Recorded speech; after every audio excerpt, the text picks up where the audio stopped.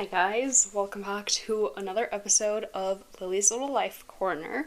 I'm your host, Lily, and today we are going to be talking about performative activism, specifically surrounding the conversations around AI art and how AI art supposedly helps disabled people create. I think already from my last podcast episode and just from the introduction in this podcast episode itself, you can kind of see where I'm standing, but we really need to get into it. As always though, please make sure to check out the links in my description so that you guys can be more informed. I'll try and find some articles surrounding this, but mostly this is just like an opinion piece, okay? But still, I think you should check out the links in the description because that is where you can find a lot of information about me.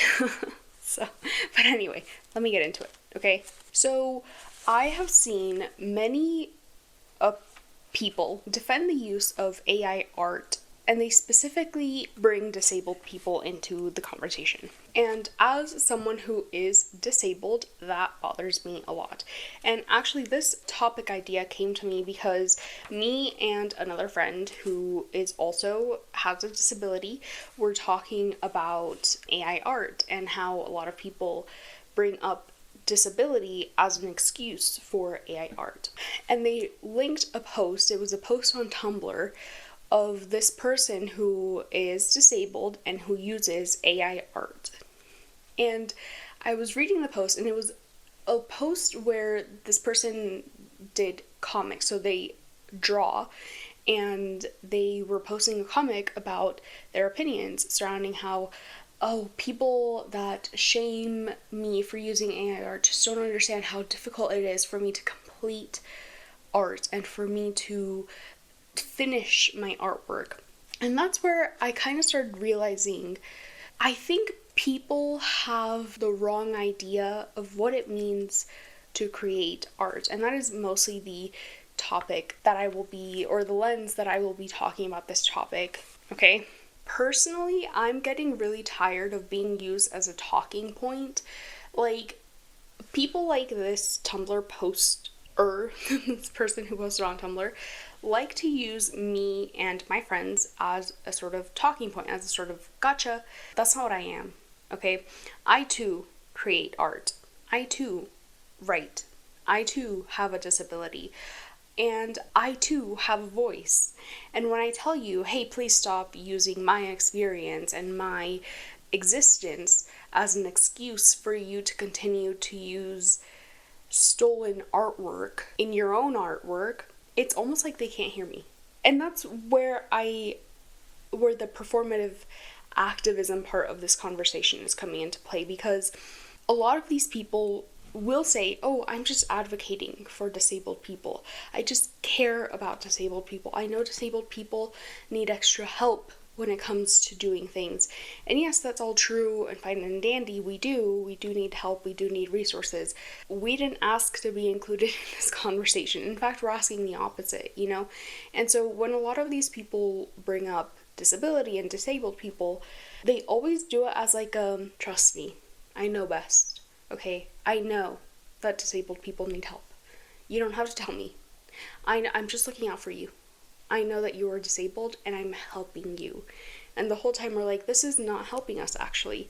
And I think also a big part of this conversation, a big part that's missing from this conversation is that a lot of these tools, a lot of these technological advancements were not made with disabled people in mind. ChatGPT did not come about with the intention of, I really need to help disabled people draw. You get what I'm saying? That was not the intention there. We were not in mind when these people created these technological advancements. These things were not made for us. These things were not made for ease of life. If they were, like that tweet says, I want AI to do my laundry for me. I want AI to do my dishes for me. I don't want them to create art for me.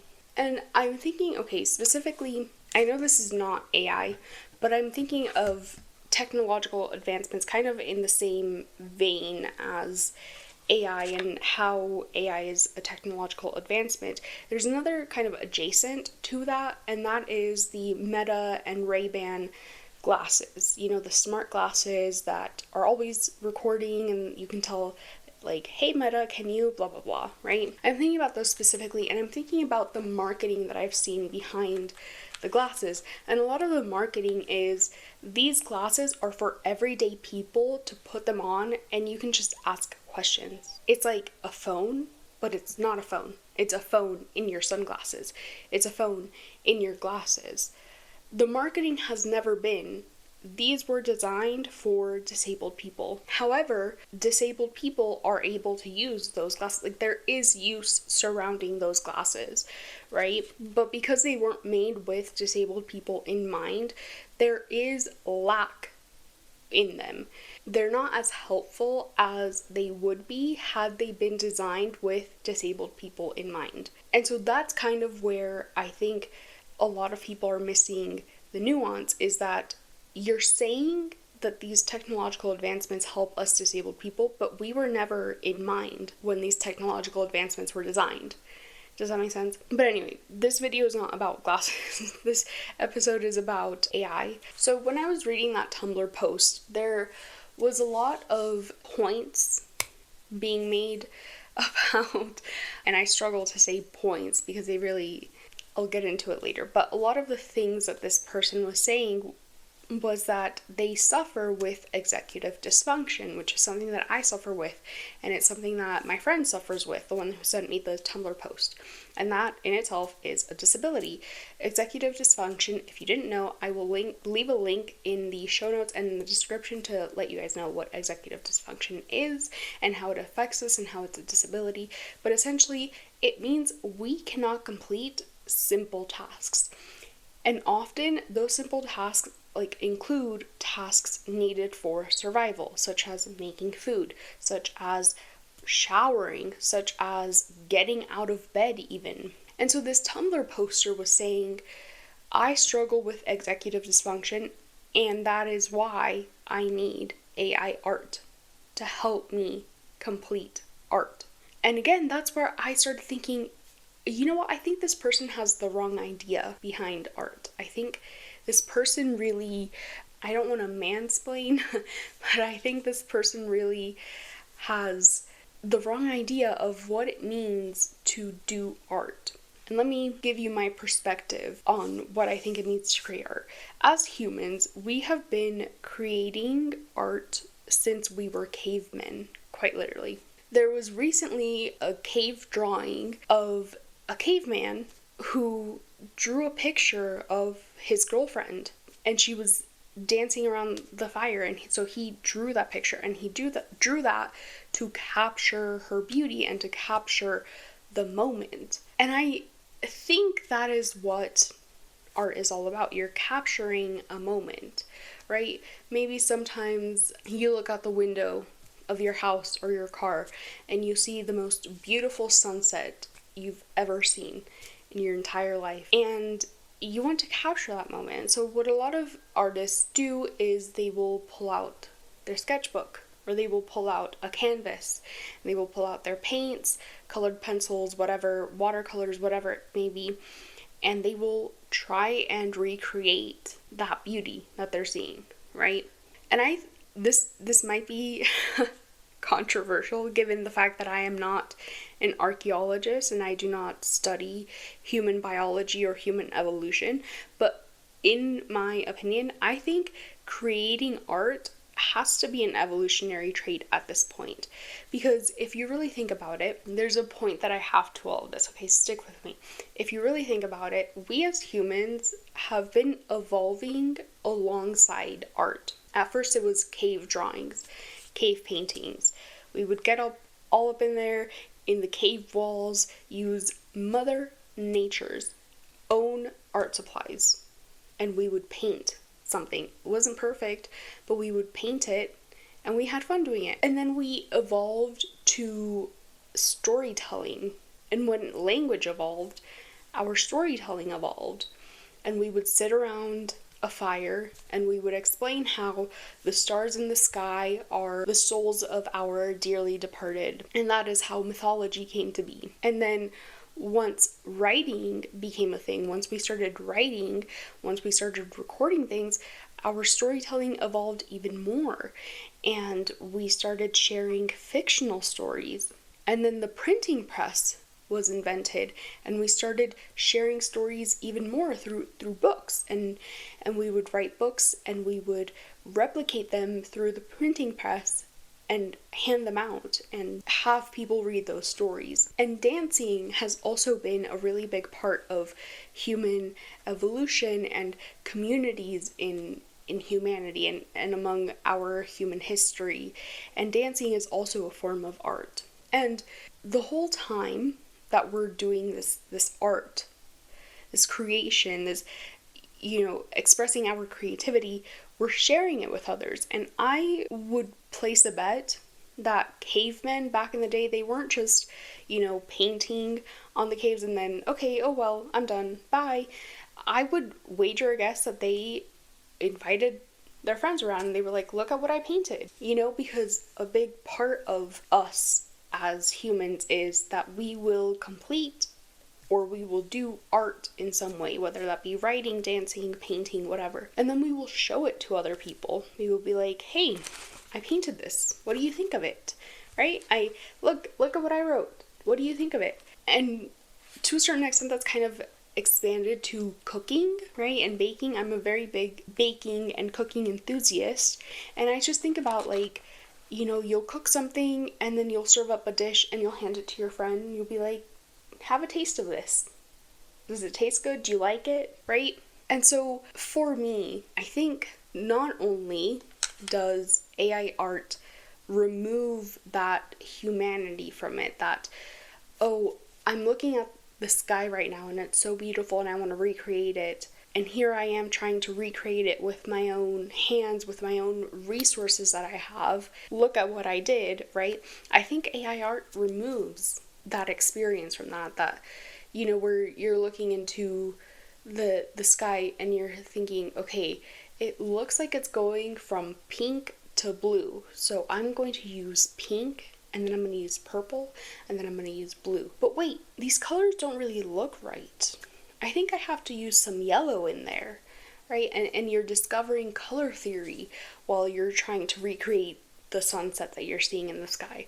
Or you're writing a book, or you're writing, a little 1,000 word story, a short story, and you're reading it and you're like, wait, I think this could be expanded. I think I should include more detail, right? Not only does AI art remove that from us, but it's also doesn't scratch the itch that we have as humans to create. I think if you sit someone down in front of art supplies, maybe they have some colored pencils and a notebook or a sketchbook, they're going to use the colored pencils to draw something. And that's why I think art should be part of human evolution, right? But again, I'm not someone who studies biology or archaeology. I would like to study archaeology, but unfortunately I don't think that's in the cards for me right now. But my point is to say that humanity definitely does need art. Like I said, we've been doing it for as long as we can remember. I think it's an evolutionary trait that should be right alongside instincts and anxiety and stress. That those are evolutionary traits of ours. I think creating art should be also an evolutionary trait of ours. But that's just my opinion. But okay, what I'm saying is we need art as humanity. That's a very big part of us. That's a very big part of our community founding, our finding community. That's a very big part of finding community. And that, I think, is where the disconnect comes into play, because this Tumblr post was saying, I need AI art to complete it, when throughout our history and throughout our human evolution, we were never creating art to complete it. There was never an end goal in art. Does that make sense? you really think cavemen got up all in the caves and used nature's own art supplies and tried to make it as perfect as possible and tried to, cavemen were not in there drawing what they were drawing in the hopes that they would get likes.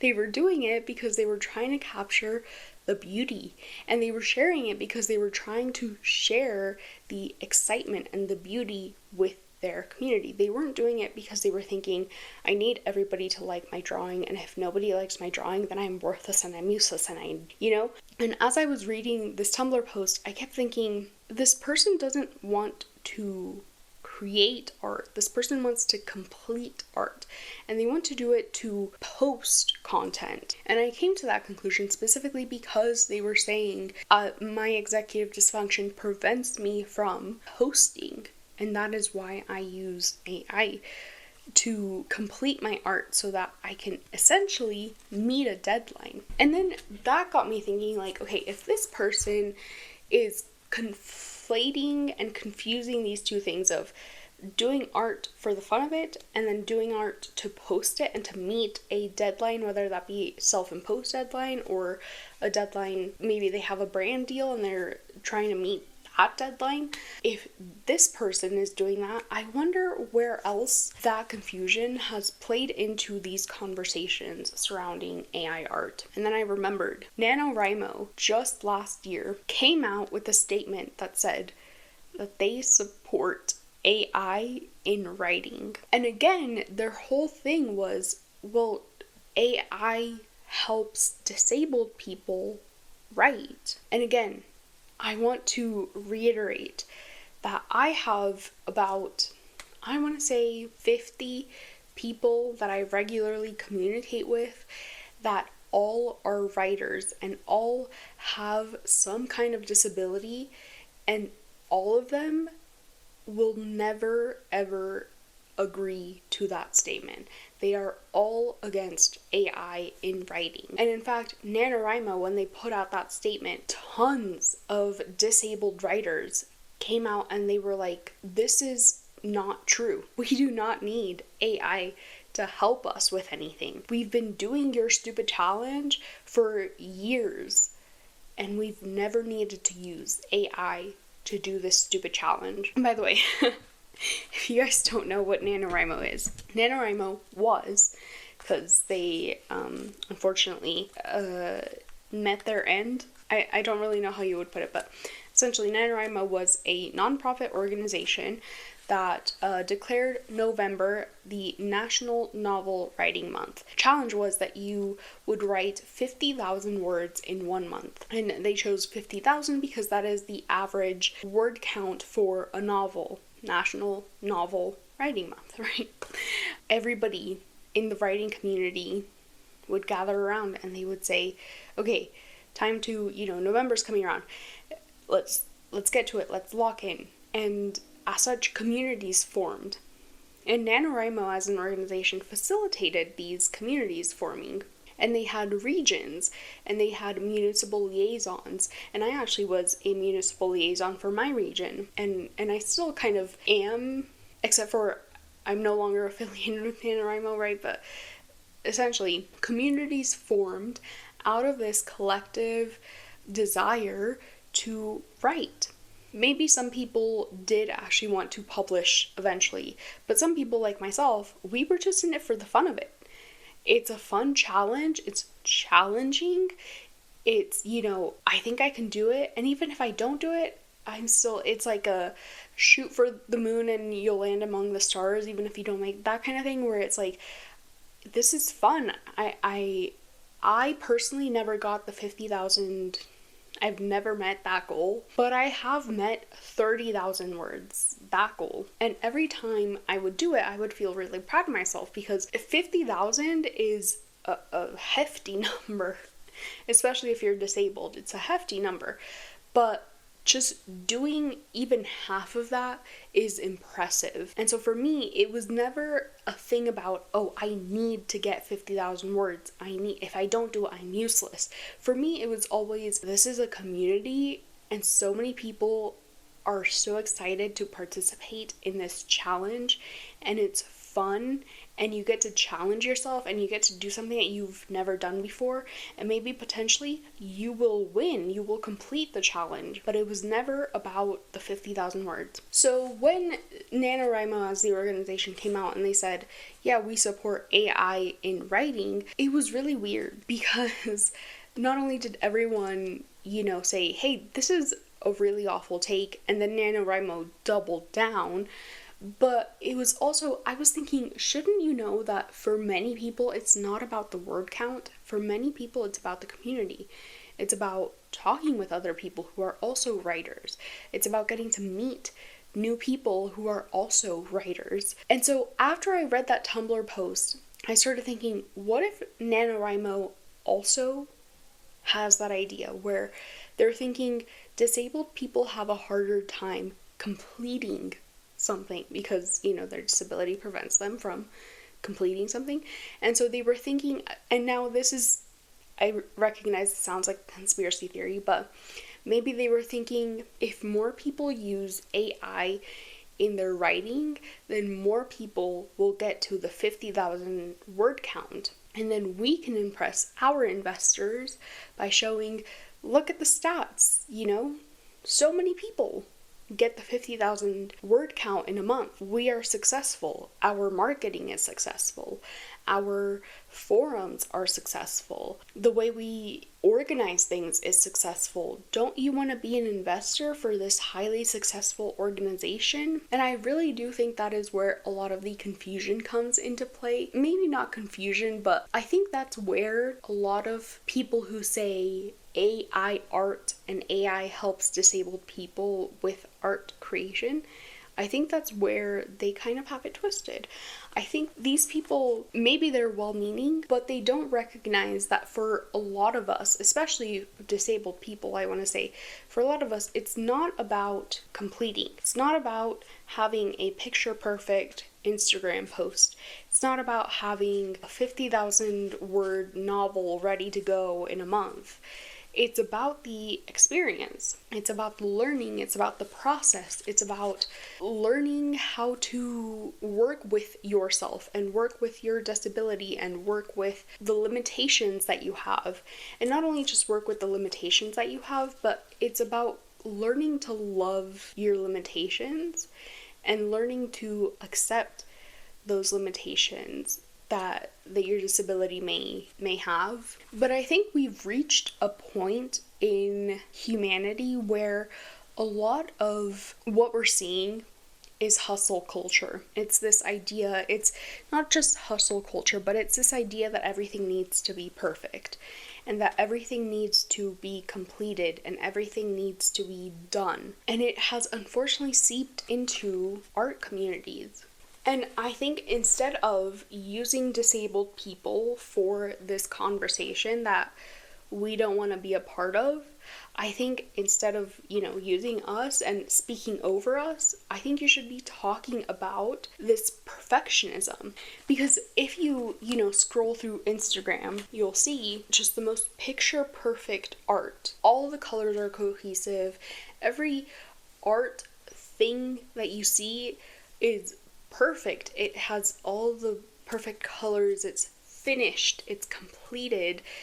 People don't post their art unless they're finished with it. And I got this as well as an artist. I think I was talking about this in a previous podcast episode. I got this as well, where I would see these Instagram posts on my feed and I would think, well, that means that I'm not good enough because my sketchbook looks like shit, right? And I would see these posts on Instagram of people posting their sketchbooks, and their sketchbooks were all nicely laid out and they all had cohesive colors. And it's supposed to be a sketchbook, it's supposed to be imperfect, but none of it was imperfect. It all looked perfect. It all looked wonderful. Like I said, colors are cohesive. There's a theme to it. It feels like it was effortless. And then when I would try to sketch in my own sketchbook, I felt, this isn't effortless. It's taking me time. I can't get my sketchbook to look the way that XYZ's sketchbook looks, right? And then also with my writing, I was faced with, well, all of my friends have published works, and I have never published my works. I can't call myself a writer because I'm not a writer, because I haven't published anything. And I think that's where the discussion needs to be going. And actually, on my For You page, that's kind of where the discussion has been going, of this time limit that we have put on ourselves. And this conversation started because more and more students are using AI to complete their homework. They no longer write the essays themselves. They just have ChatGPT do it. They no longer do their homeworks themselves. They just have ChatGPT do it. They no longer know how to Google things because they just ask ChatGPT the question. So my TikTok For You page was kind of split. Half was saying, I can't believe kids are so dumb as to use ChatGPT in their homework. We're cooked.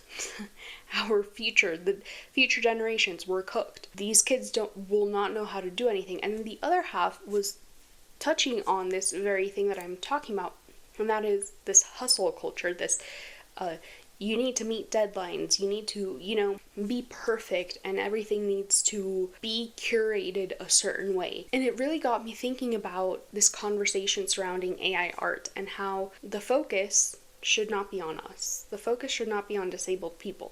The focus should be on the system. The focus maybe should be on yourself. Don't bring me into this. Look at your own patterns. It's just such a very interesting conversation to be had, especially when I think about these deadlines, and specifically these deadlines surrounding content creation. I myself have set up deadlines for myself, right? I post content and I think, okay, Mondays, this is what I do. Tuesdays, this is what I'm going to do. Wednesdays, this is what... And so I kind of have my week scheduled already for the sake of posting content. And I've shared with you guys before that I'm doing a video essay where I'm watching a TV show and I'm taking notes. And in these notes, as I'm watching the episodes, I'm taking notes every time there's misogyny, racism, homophobia, right? I'm analyzing this TV show. And so I've been thinking a lot, especially after I took on this very big project of having to watch an entire TV show and take notes on the entire TV show and analyze the TV show. I've been thinking a lot about how AI would either help me or not help me. Because like I said, I'm someone who has deadlines. I want to upload a podcast episode every week.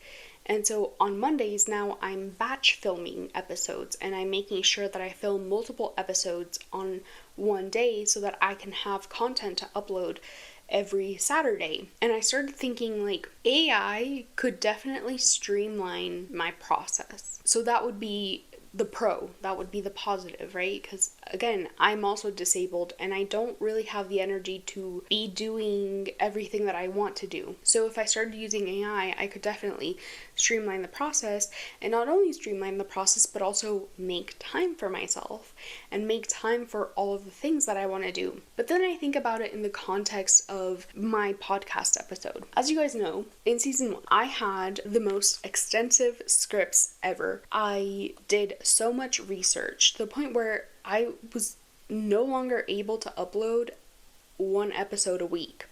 I had to take a break. I had to take a week break and upload every other week because I was doing so much research and I was writing so many words. At a certain point, I came to write 17,000 words for one podcast episode in the span of 2 weeks. And it was a lot.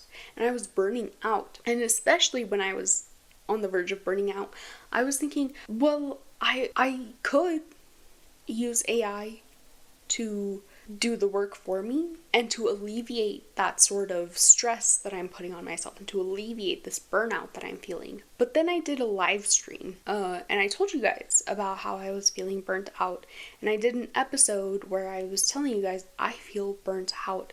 I feel like my podcast needs to change because I cannot keep up with this.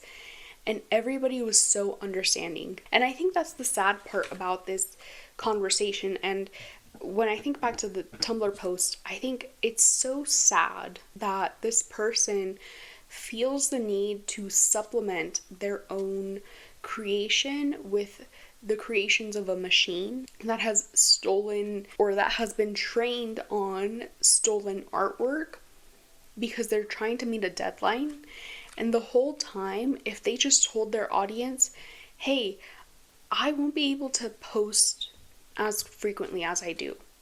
I'm disabled. I have a disability. I can't do it. Their audience more than likely would understand. And that's kind of what has prevented me from using AI, is not just the fact that if I start using AI, if I tell AI, hey, can you summarize this episode for me? It's not going to catch all of the misogyny, the homophobia, the racism that's in the episode. It's just not possible. But it also won't be fulfilling for me. And also, if I tell you guys, hey, sorry, the video essay needs to be delayed because I still haven't finished it, which is looking more and more likely to be the case, you guys would tell me, don't worry about it. We understand. Things happen. You don't owe us an explanation. We'll be here waiting, which is what you guys told me when I took my break. Unfortunately, though, I don't think that applies to things outside of content creation. I don't think students have the ability to tell their teachers, hey, I'm burnt out. I cannot do this assignment that you're giving me. I have so many other things going on in my life. I can't do this. I think there would be teachers out there that would be like, no worries. You don't have to turn this assignment in right now. You can turn it in, whenever you feel like it. But there also are a lot of teachers who would say, fuck does that mean? Do the assignment. You don't get special treatment just because you're burnt out. What, you think I'm not burnt out? Shut the fuck up. Do the assignment, So, essentially my point, that's where I think the conversation should be headed. I think you should leave me out of this conversation because not only do I not want AI to replace me and the observations that I make, not just in my art, but also in my content creation, but I enjoy doing what I do. And I definitely do think the conversation should be headed down. We need to give students more time, and we need to give people just more time, and we need to be less of a perfectionist society. And I think that's where we will see this success. I think that's where we'll see the most success. Because you saying, if you are against AI art, you're ableist, is just insulting to disabled people, really. And it just lets me know, it's kind of like, I've never spoken to disabled people, it's like you're wearing that as like a badge of honor. Like, I've never spoken to disabled people. And, you might be disabled, but I don't think you have disabled friends. If you're saying that people are being ableist because they don't like AI art, I think that says a lot about you as a person and about who you decide to hang out with.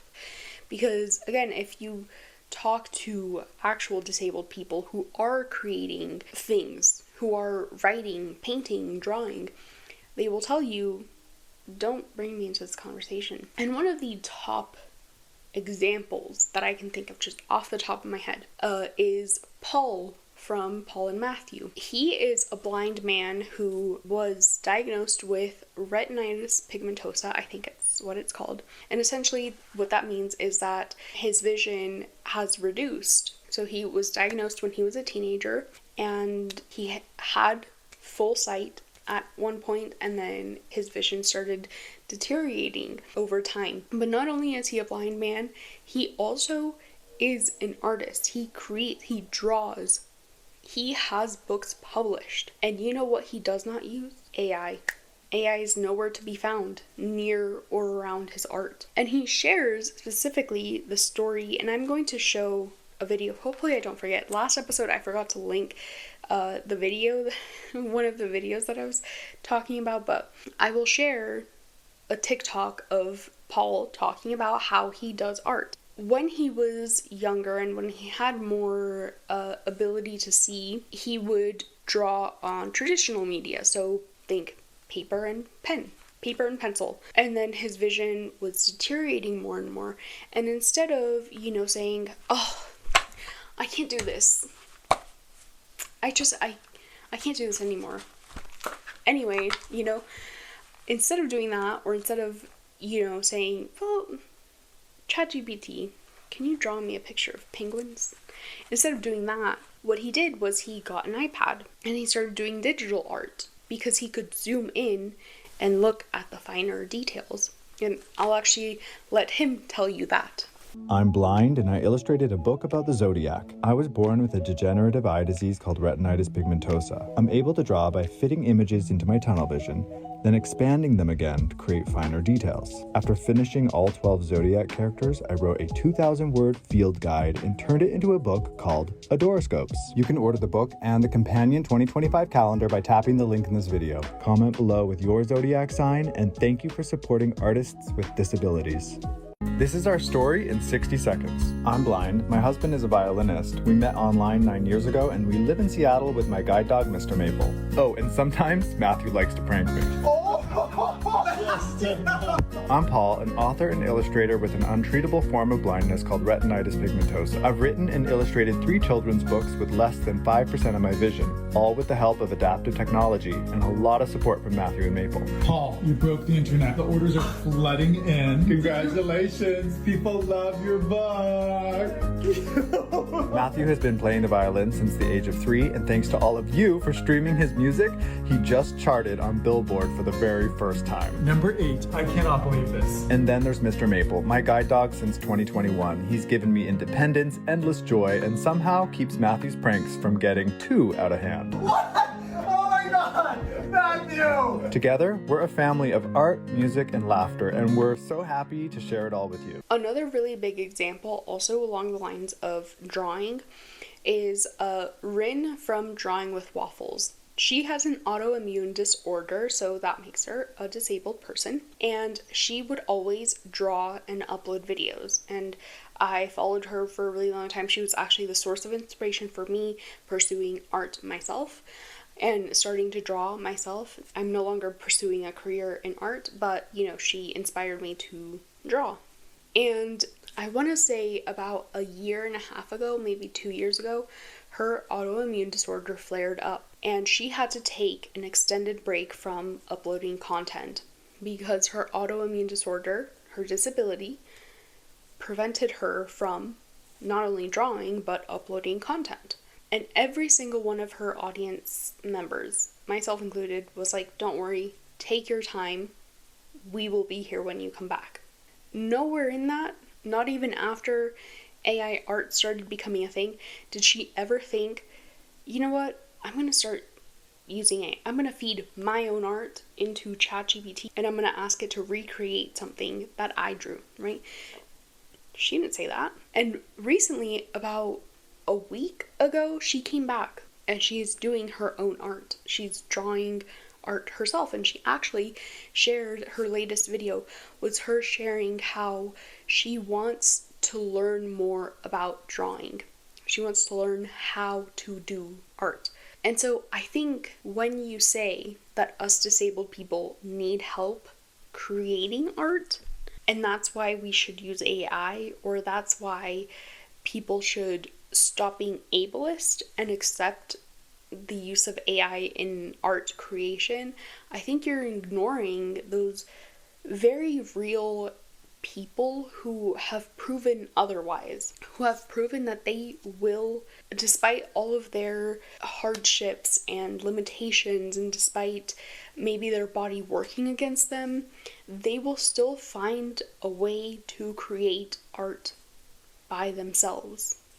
And of course, it's maybe a privileged take to say, don't worry so much about content creation, because for some people, content creation is their only form of income.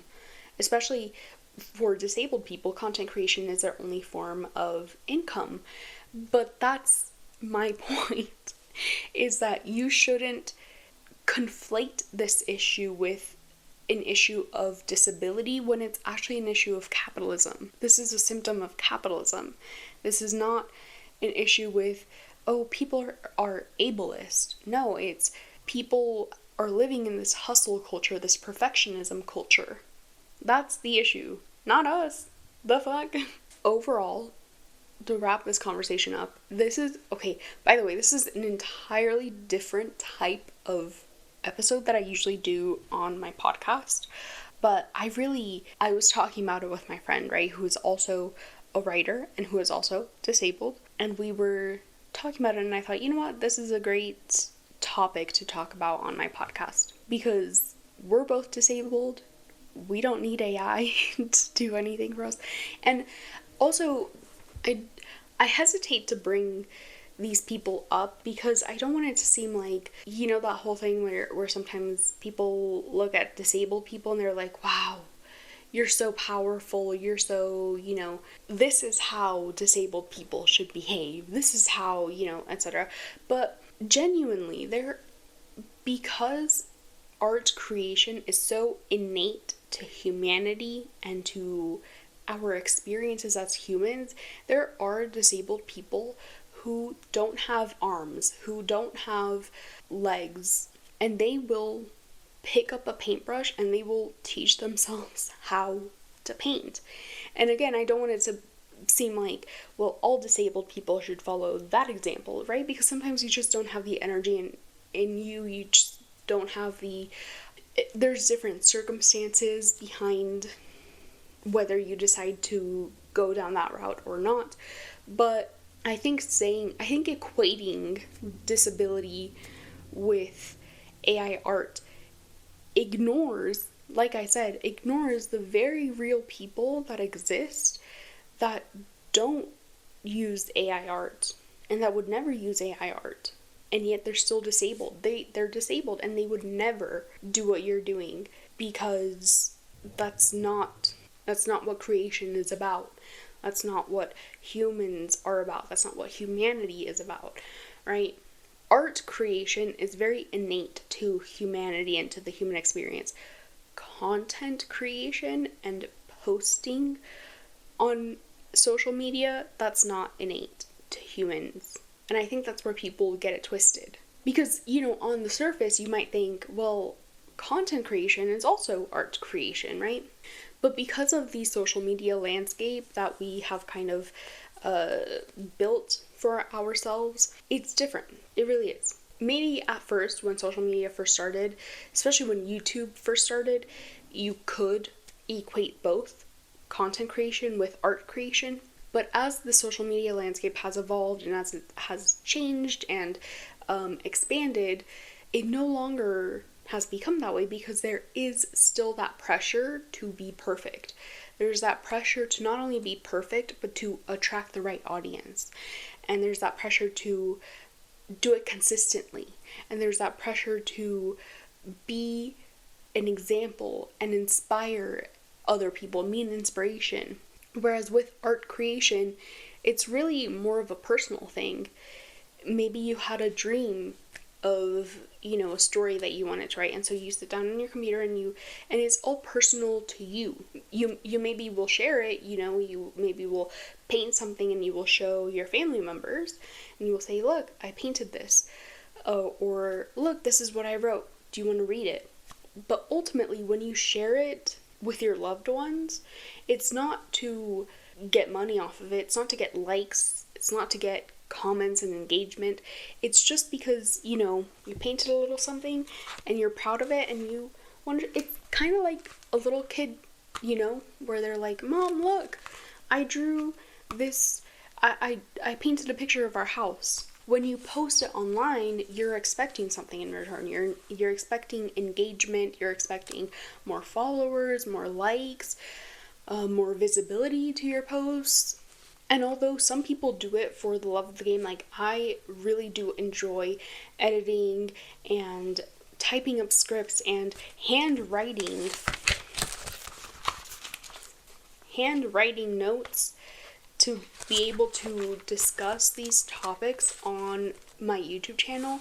I can also recognize that my YouTube channel and my art creation are just not the same. I use my creative side to post on YouTube, but it's not the same creative expression that I would use if I just pulled out my sketchbook and started sketching something out. Because I know that my drawings on my sketchbook will never be seen by anyone. And their whole purpose is to not be seen by anyone. Their whole purpose is just for me. It's just a thing that I decided, I felt in the moment that I needed to draw something up really quick. And I really do think that more people need to have that distinction, where, especially if you're creating content because you are a creative person, I think you need to have that distinction between what is something that you are creating for the world to see versus what is something that you're creating only for yourself. Because I also guarantee you that a lot of these Instagram artists that you follow on Instagram that are posting like the most perfect sketchbook layouts, the most perfect finished curated art that they do themselves, but nonetheless it looks perfect, everything is cohesive and everything works, and maybe their page is so aesthetic because every drawing that they post fits a certain color scheme, right? You also need to recognize and remember that those people also have a stack of artwork that they have never posted and probably never will, because it doesn't fit into this perfectionist feed that they're trying to curate. And maybe they're trying to curate this perfectionist feed subconsciously, because that's what we've come to recognize, you know? That's what we're seeing other people do, so then that's what we do. And it's not a malicious thing. It's not that they're trying to tell you I'm better than you. It's just that's what they're seeing and that's the example that they're following.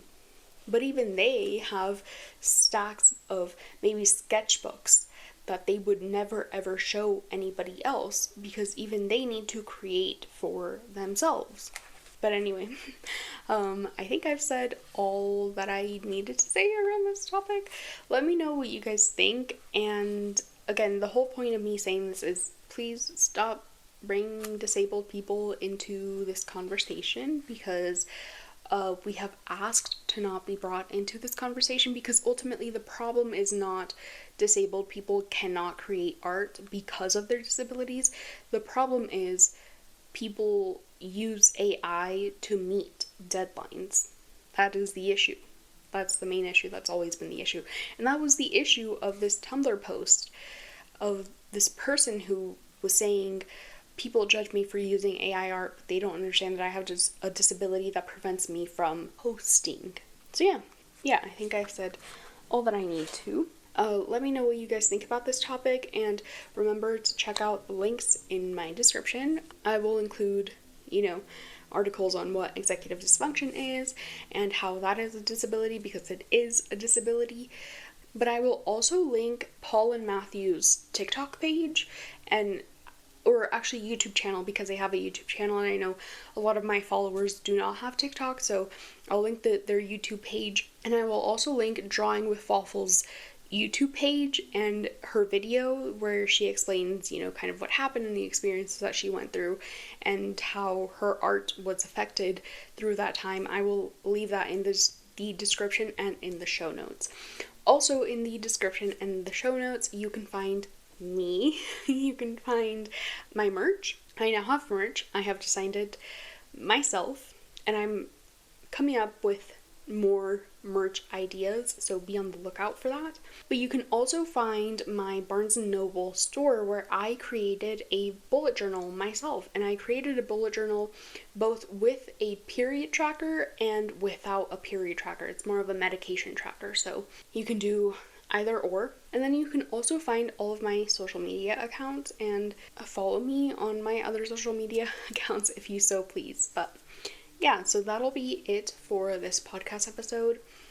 Thank you so much for watching all the way through if you did, and I hope I made sense, because I was mostly freestyling this, so I really hope I did not speak in circles. But anyway, I will see you guys in next week's Oh, before I forget, check out my Patreon, because that is where we have the Lily's Little After Show, where I spend about 10 to 20 minutes after the main episode just kind of chatting about related topics in regards to the episode, but that didn't fit into the main episode.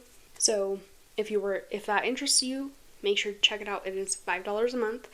And okay, I think I got everything. So I will see you guys in the next episode. Bye.